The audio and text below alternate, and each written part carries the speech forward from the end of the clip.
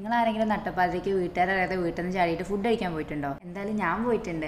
ഇതിൻ്റെ കസിനാണ്, എൻ്റെ അപ്പയുടെ മോളാണ്. അവർ കൊല്ലത്തുനിന്ന് എൻ്റെ വീട്ടിലേക്ക് വിരുന്ന് വന്നാണ്. അച്ഛൻ്റെ പെങ്ങളേട്ടോ ഞങ്ങൾ അപ്പാന്ന് വിളിക്കുക. ഞങ്ങൾ കുറേ നാളുകൾക്ക് ശേഷം കാണാൻ കേട്ടോ. അപ്പോൾ ഞാനും കണ്ണനും അവളൊക്കെ കൂടി രാത്രി കുറേ നേരം ഇരുന്ന് സംസാരിച്ചു. 1 മണിയൊക്കെ കഴിഞ്ഞിട്ടും ഞങ്ങൾക്ക് ഉറക്കം വരുന്നില്ല. അന്നേരം ഞങ്ങൾ അമ്പലത്തിൽ ഉത്സവമാണ്. അപ്പോൾ അവിടെ നിന്ന് ഇങ്ങനെ പാട്ട് കേൾക്കുന്നുണ്ട്.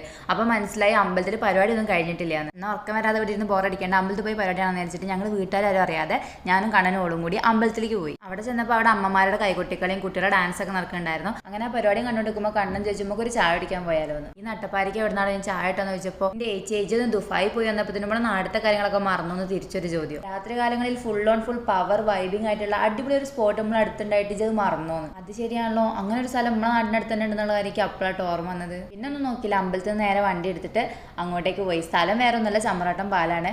ഓളാണെങ്കിൽ ഇതുവരെ ആ സ്ഥലമൊന്നും കണ്ടിട്ടുമില്ല. അപ്പോൾ അവിടുത്തെ വിശേഷങ്ങൾ ഒക്കും കാണാം. അവിടുത്തെ വിശേഷങ്ങൾ നിങ്ങൾക്കും കാണണമെന്നുണ്ടെങ്കിൽ ഞാൻ അതിൻ്റെ പാർട്ട് 2 ഇടണോ വേണ്ട